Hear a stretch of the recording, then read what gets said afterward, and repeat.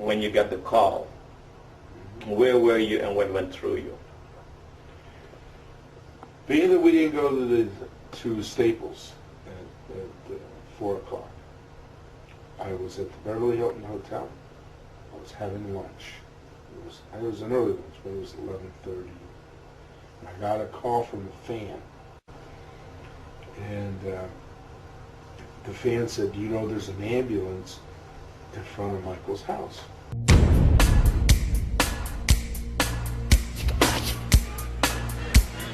I was at the dry cleaners in the morning, and I got a call that you have to get to the house from Frank DeLeo, who's serving as his manager.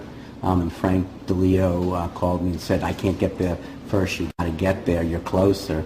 There's something wrong." They called the paramedics, and he's not breathing.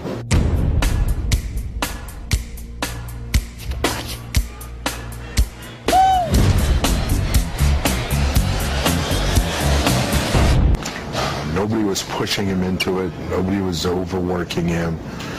You know, all those reports are false. They're killing me. They're killing me. I'm rehearsing very hard. They're killing me in reference to the fact that he was working so hard, rehearsing so hard. Yes, yes. Leonard, apparently you have a letter dated March 25th addressed to AEG's Randy Phillips, purportedly signed by Michael Jackson. In the letter, Michael purportedly says that effective from this date, Mr. Leonard Rowe is my authorized representative in matters concerning my endeavors in the entertainment industry.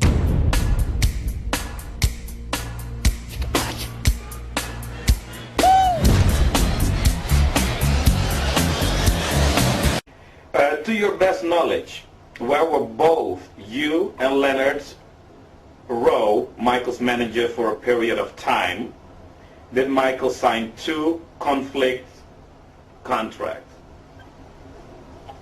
What do you mean 2 conflicting contracts? Some of the fans are stating that you were his manager, but also Leonard Rowe stated that he was Michael's manager. Leonard Rowe had Michael sign a contract that said he had the right to review the finances.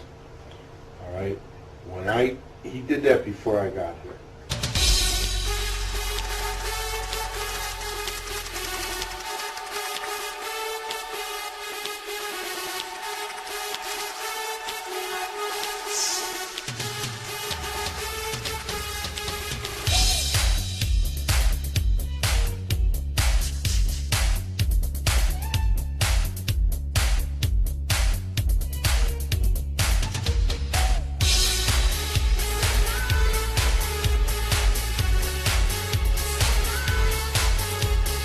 Can you tell us a little about Dr. Tomei's role with Michael? He was, is he still dealing in Michael's businesses? It seems that he still has presence with everything, including in the movie. Is he totally out? Or He's not in the movie. How's he in the movie? When they arrived in London. Was he in there? Yeah. I didn't even see that. Yeah. Really? Well, here's what happened. Michael told me when I got here, I need a doctor when I would go to London. We have to hire a doctor. I said, okay, what for? No, we're talking about Dr. Tomei, not the doctor. No, we're not Okay. talking about Dr. Meg. We're talking about Yeah. a doctor. Okay. So then we hear back that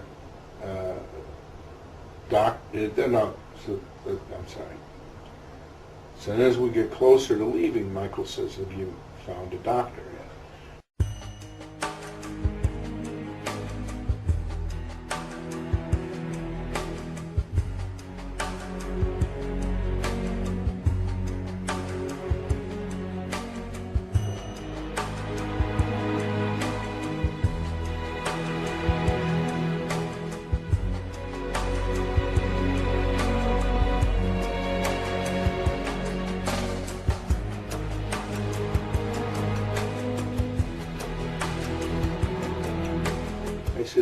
I said, you know, Michael, I think we're going to get a doctor when we go to London. I'll find you one.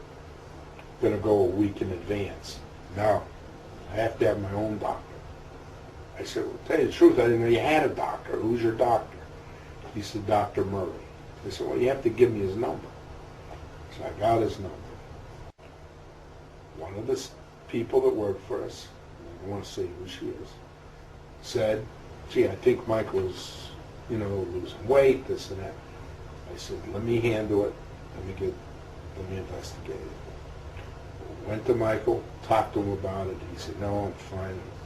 I'm drinking beet juice every day, and eating oatmeal and all this stuff. I said, okay. I said, well, we should meet with this doctor. Give me his number. That was the first time I got his number.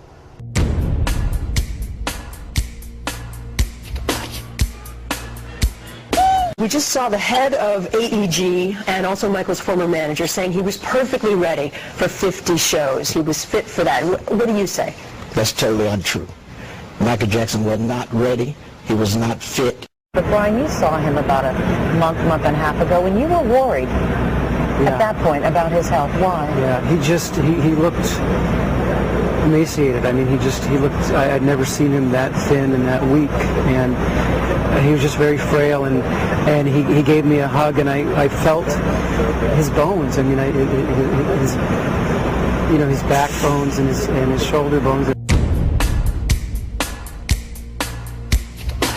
I would trade my body for his tomorrow. He's in fantastic shape. Physically and mentally, I mean, we're having a blast. Michael told me he agreed to do 10. His first order of the day to me was to go over and rearrange the shows so that it would be something that he could possibly do. I attempted to do that.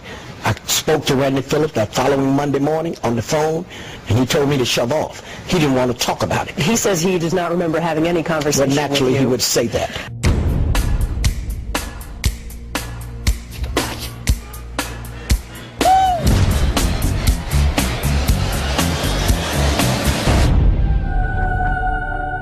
There's the man. There's Michael. The man is here. We're all here because of him. May that continue. This Is Not It was founded by a certain amount of MJ followers and fans who did try to do an intervention in June 2009 to try to save Michael Jackson's life. We knew something was wrong. He had brought us in to Center Staging Studios on May 29th and told us he was unhappy with the concerts, that he couldn't sleep, he couldn't eat, and that he had agreed to 10 shows and woke up the next day to 50, and that he was stressed and that he was only one person, and that even the scheduling of the shows were done wrong. And quoting him, he said, for an obvious reason. Whatever that means, I think it's quite clear. So we, what's quite clear? Obvious reasons, put in as many shows as possible for more money. And I really want you to hear what I have to say. The tradition of great performers from Sammy Davis Jr. to James Brown to Jackie Wilson to Fred Astaire, Gene Kelly. The story is usually the same though. These guys work really hard at their craft, but the story ends the same. They usually are broken, torn, and usually just sad, and the story is very sad in the end, because the companies take advantage of them.